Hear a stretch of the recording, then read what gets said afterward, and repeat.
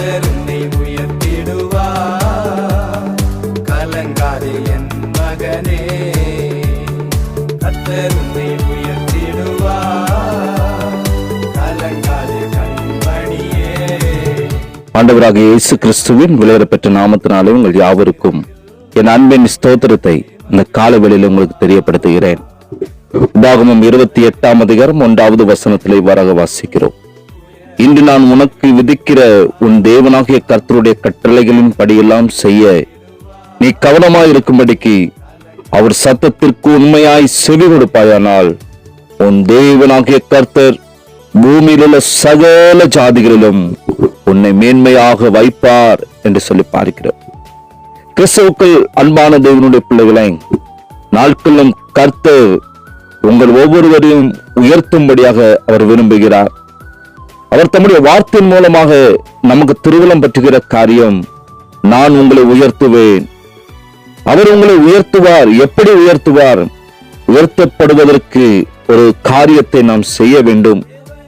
உயர்த்தப்படுவதற்கு நம் தெய்வ சமூகத்தில் மிகவும் தாழ்மையோடு கூட காணப்பட வேண்டும் என்று சொல்லி தம்முடைய வார்த்தையின் மூலமாய் கர்த்தர் திருவுளம் பற்றுகிறார்.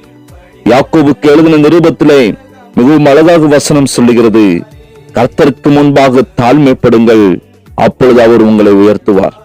நீங்கள் கர்த்தருக்கு முன்பாக உங்களை தாழ்த்துகிறதான பொழுது மற்றுள்ளவர்களுக்கு முன்பாக அல்லது மற்றுள்ள ஜனங்களுக்கு முன்பாக தேவனால் நீங்கள் உயர்த்தப்படுவீர்கள். மறுபுறம் கடவுளுக்கு கீழ்ப்படிவதும் அனைவருக்கு முன்பாக மிகவும் முக்கியமானதாய் காணப்படுகிறது.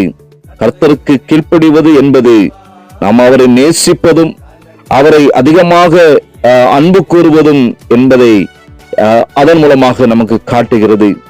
இது நம்முடைய வாழ்க்கையிலே அவருடைய வல்லமையை செயல்படுத்தி காட்டுகிறது. ஆனால் மிக முக்கியமாக உபாகமம் 28ஆம் அதிகாரம் 14வது வசனத்தில் கூறப்பட்டுள்ளபடி கீழ்ப்படிதலுக்கு அவர் கொடுக்கிறதான ஒரு பெரிய வெகுமதி, கர்த்தர் உங்களை வாளாக அல்ல தலையாக மாற்றுவார். இன்று நான் உங்களுக்கு கொடுக்கும் உங்கள் தேவனாகிய கர்த்தரின் கட்டளைகளுக்கு நீங்கள் கவனம் செலுத்தினீர்கள் ஆனால், அவற்றை கவனமாக நீங்கள் பின்பற்றுவீர்கள் ஆனால், நீங்கள் எப்போதும் மேலான ஒரு இடத்திலே நீங்கள் காணப்படுவீர்கள். ஒருபோதும் நீங்கள் கீழாக தள்ளப்பட்டு இருக்க மாட்டீர்கள் என்று சொல்லி கர்த்தர் தம்முடைய வார்த்தையின் மூலமாய் திருவுளம் பற்றுகிறார். இந்த உலகத்தில் வாழ்ந்து கொண்டிருக்கிறான எல்லா மனிதர்களுடைய மனநிலையும் எப்படி என்றால், எல்லோரும் ஒரு உயர்ந்த நிலையில் நல்ல ஒரு ஸ்டாண்டர்டான ஒரு நிலையில் இருக்கத்தான் எல்லாரும் விரும்புவார்கள். யாரும் தாழ்த்தப்பட்ட நிலையிலோ அல்லது ஒரு கீழ்த்தரமான நிலையில யாரும் விரும்புவதில்லை. இன்று கர்த்தர் உங்களை ஒரு உயர்ந்த நிலைக்கு உயர்த்த வேண்டும் என்கிறதான உங்களுடைய எண்ணத்தையும் விருப்பத்தையும் அவர் நிறைவேற்ற விருப்பமுடையவராய் காணப்படுகிறார். உங்கள் தொழிலானாலும் சரி, உங்களுடைய ஊழியத்தில் ஆனாலும் சரி, நீங்கள் படித்துக் கொண்டிருக்கிற இடங்களில் ஆனாலும் சரி, வேலை செய்கிற இடங்களில் ஆனாலும் சரி, உங்கள் வாழ்க்கையில் ஒவ்வொரு பகுதியிலும் கர்த்தர் உங்களை உயர்த்தும்படியாக அவர் வாஞ்சிக்கிறார். கர்த்தருக்கு முன்பாக உங்களை பரிபூர்ணமாய் தாழ்த்தி அவர் சமூகத்தில் நீங்கள் கீழ்ப்படுதல் உள்ளவர்களாய் காணப்படுகிறதான பொழுது நிச்சயம் கர்த்தர் உயர்த்துவார். பரிசுத்த வேதாகமத்திலே பார்க்கிறோம், கர்த்தர் தானியேலை உயர்த்தியதை மிகவும் அழகாக நாம் அங்கே வாசிக்க முடிகிறது. பல ராஜாக்கள் ஒன்றன்பின் ஒன்றாக அவர்கள் கடந்து வந்து சென்ற பொழுதிலும் தானியேல் தொடர்ந்து முன்னேறி அவர் கடந்து சென்றார். பாபிலோனினுடைய அரசாங்கத்திலே அந்த அலுவலகத்திலே மிகவும் ஒரு உயர்ந்த பதவியை அவர் வகித்தார் என்று சொல்லி நாம் பார்க்கிறோம்.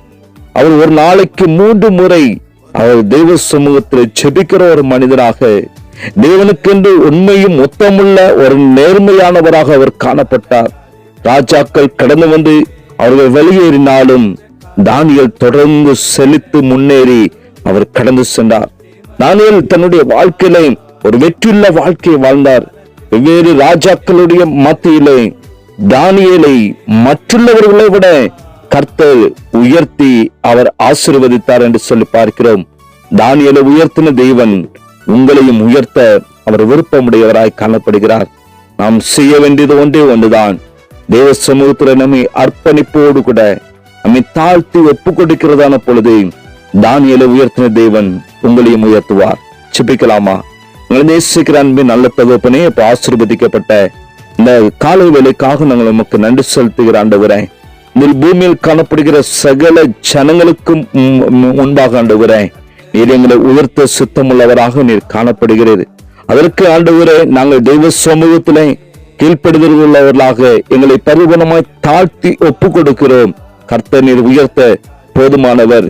நாட்கள் ஆண்டவரை அப்படிப்பட்ட சூழ்நிலை இருக்கிற ஒவ்வொருவரையும் தேவன் உயர்த்துவீராக. அவமானப்பட்டு தலை குனிந்து நிற்கிற தம்முடைய ஜனங்களை, தம்முடைய பிள்ளைகளை தேவனீர் உயர்த்துவீராக. தகப்பனீர் அப்படி செய்வீராக. நம்முடைய பிள்ளைகள் உண்மை நம்பி காணப்படுகிறார்கள். உண்மை நம்பினவர்கள் நீர் ஒருபோதும் கைவிடுகிறதில்லை ஆண்டவரே. ஒவ்வொருவருக்கும் வாழ்க்கையிலும் அதிசயங்களையும் அற்புதங்களும் செய்து தேவன் அவர் தலைகளை உயர்த்துவீராக. நன்மையான காரியங்களை செய்வீராக. ஆசீர்வாதத்தை கட்டளையிடும்படி நாங்கள் செபிக்கிறோம். ஒவ்வொரு நாட்களும் உமக்கு கீழ்ப்படிந்து உம்முடைய சித்தம் மாத்திரம் செய்ய தகப்பன் ஒவ்வொருவருக்கு கிருபை கொடுங்க, ஆசீர்வதியும். இயேசுவின் நாமத்தில் செபிக்கிறோம் நல்ல பிதாவே, ஆமேன், ஆமேன்.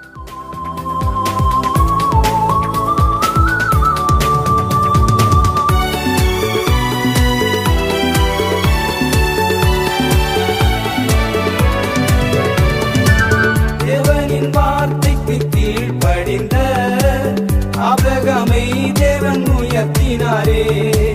தேவனின் வார்த்தைக்கு கீழ்ப்படிந்த ஆபிரகாமை தேவன் உயர்த்தினாரே.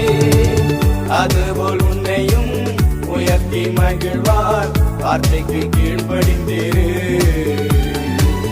அதுபோல் உன்னையும் உயர்த்தி மகிழ்வார், வார்த்தைக்கு கீழ்ப்படிந்தீரு.